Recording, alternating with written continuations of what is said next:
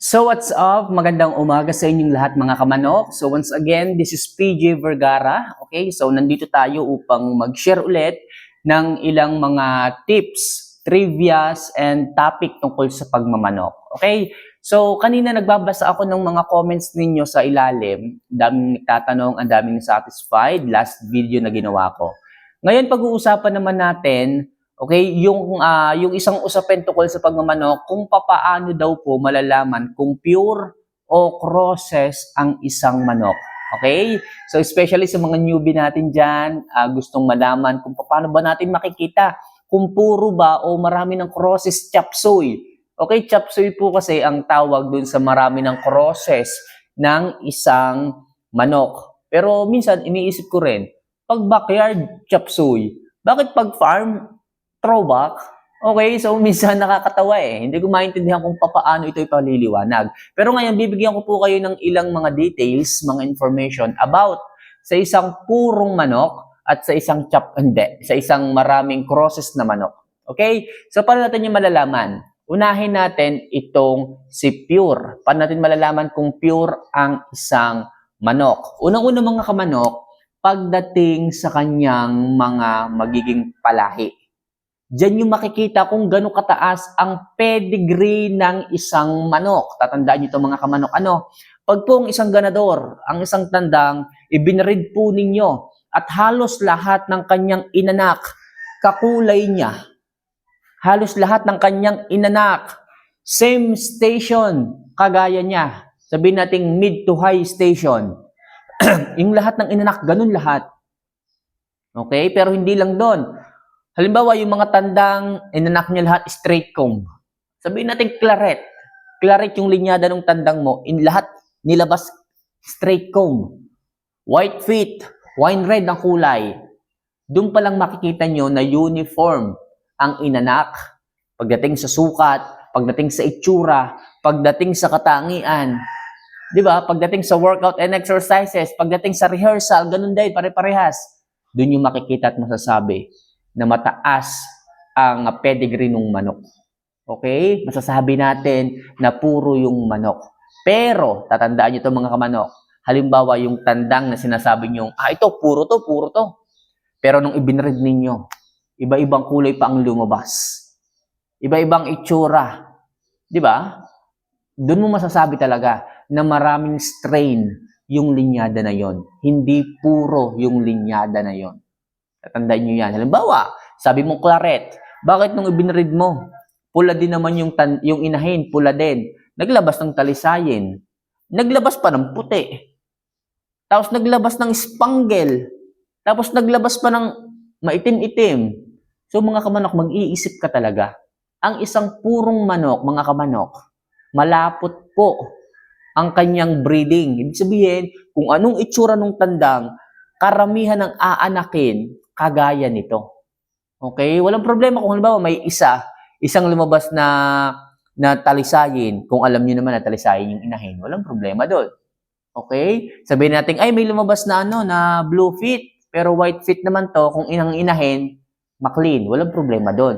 Pero kung halimbawa, iba-iba ang kulay ng paa, na green-legged, tapos naging dirty feet, tapos naging hatch, ang sinasabi mong claret, malamang sa malamang, chop suey po yan. O marami na pong crosses, multi-crosses na po yung isang linyada. At isa pa sa mga katangian na tinitingnan ko po sa isang purong manok, yung mata. Yung eyeball po nila, kailangan po yung pinakabilog ng mata niya, yung eyeball, sikip o lahat po sakop yung pinaka-eyelids. Okay, dapat po wala pong puti dito sa unahan. Tingnan niyo po lagi pag kukuha kayo ng manok. Tingnan niyo po yung mata. Tingnan niyo po yung mata kung yung ito pong unahang ganito ay merong puti. Pag po merong puti o habang lumalaki po yung puti, lalo pong dumadami yung crosses ng isang manok. Pero kung ang mata po nila is sakop po yung eyelids, lahat, wala pong puti dito, masasabi po natin na mataas po ang pedigree ng manok. Okay? Lagi tinitingnan ko sa mukha sa itsura o sa mata. Hindi naman po pwedeng pahiram muna ako nito titingnan ko kung pure pag na-breed ko. Ang tagal nun. Okay, masyadong matagal, baka taon yung lumipas. Pero kung titingnan niyo po sa mata, tingnan niyo po yung mata kung talagang bilog na bilog yung eyeball, sikip doon sa kanyang eyelids. malaki yung chance na mataas ang pedigree ng manok. Okay? So, yun yung isa pong nakikita ko na katangian ng isang purong manok. At saka po yung isang purong manok, hindi po magaganda ang sukat nila. Okay, kung sila po ay ginagawa nating inbreeding, ini-inbreed natin, paliit ng paliit po ang sukat nila. Okay, paliit ng paliit. Kung makakakita lang po kayo ng isang purong manok, hindi na po ganun kagandahan ng sukat. At yung itsura, hindi na rin po ganun kagandahan ng itsura. Pero pagdating po sa rehearsal, makikita po ninyo, isang dimension lang po ang kanyang palaging ginagawa. Kasi po, puro na po eh. Ibig sabihin, isa na lang pong, alam niyo yun, isa na lang pong rehearsal, isa na lang pong dance step ang meron sa kanya. Hindi po sila magaling mag-rehearse. Tatandaan niyo sila. Tatandaan niyo po yung katangian ng mga purong ganyan. Isa lang po kasi ang kanilang alam. Isa na lang po kasing dance step ang kanilang alam. Kasi pinupuro niyo na po eh. Pinupuro niyo na po. Huwag niyo pong i-expect na magaling po silang magsayaw. Okay? Yung mga manok nating puro, sila po ay hindi ganun kagagaling magsayaw. Pero makakakita po kayo ng iisang dance move, dance step sa kanila. Yan po ang katangian ng isang puro. At yung mga purong ganyan, sa kanyo po makikita ang magandang dance move ng inyong mga alaga pag na-cross nyo na po yan sa ibang mga linyada. Okay, ulitin ko ano po, ang isang purong manok, pag yan po ay na-breed ninyo, halos lahat ng aanakin kagaya niya, uniform sila. Mula sa tandang, yung mga aanakin niyang tandang, magiging uniform po sila pagdating sa itsura, pagdating sa palong, kung straight comb yan, straight comb yan. Mapera na lang kung meron talaga silang family ng P-comb, walang problema. Pero dapat magiging uniform sila sa itsura, sa kulay, sa tindig, at pagdating sa kanilang mga dance moves. Tatandaan nyo yun mga kamamayat. Especially, yung kanilang sizes, hindi na po sila naglalalaki. Okay?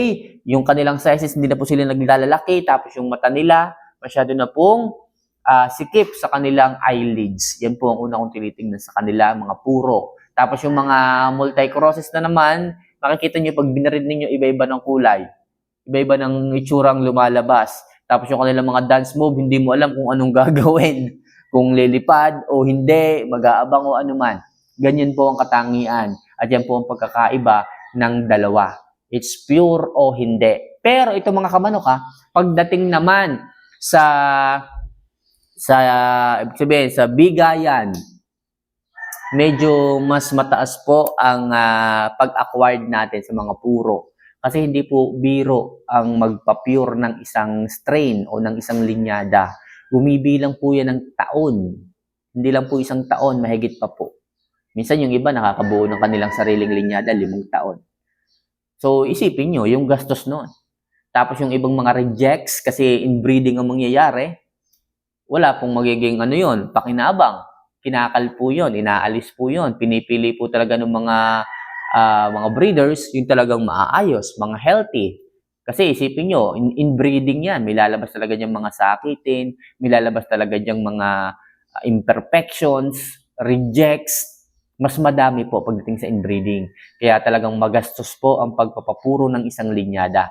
And make sure mga kamanok, yung inyong pupuruhing linyada, galing po sa mataas na pamilya na talagang nagtatagumpay. Baka mamaya, nagpapuro kayo ng isang linyada, tapos mga hindi nagtatagumpay, sayang din ang oras, ang panahon, ang patuka, ang pera ninyo dyan.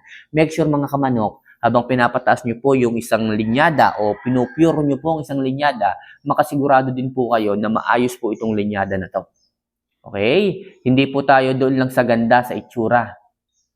Okay, kailangan nakikita po ninyo na kapag yung isang linyada na yon, dinala po natin sa pasyalan, sila po ay nagtatagumpay. Okay, dapat alam natin yan from very start. Hindi po tayo nagtatagal sa isang gawain na wala naman pala tayong inaabangang magandang resulta. Kailangan, bago tayo magpapuro ng isang linyada, kailangan nakikita natin sila na nagtatagumpay talaga. Okay, kaya siya po ang ating tinitira, siya po ang ating inaalagaan, siya po ang ating pinupuro kasi mataas yung linyada na sila ay nagtatagumpay. Okay, muli, pagdating sa pure at sa crosses, tatandaan nyo yung mga sinabi ko. Pagdating sa breeding, kung pure ang manok, lahat makikita nyo uniform ang kanyang aanakin. Kung crosses naman, makikita nyo naman yung kanyang mga anakin, mga chapsoy, iba-ibang kulay. Okay, so sana maliwanag ang paliwanag ko dyan. At sa mga gusto pa rin magtanong, nandiyan lang ang comment section. Pag-usapan natin yung mga katanungan ninyo na itinatanong sa akin. Muli, this is Linyado ng Mamay. See you for our next vlog. Mahal ko po kayo.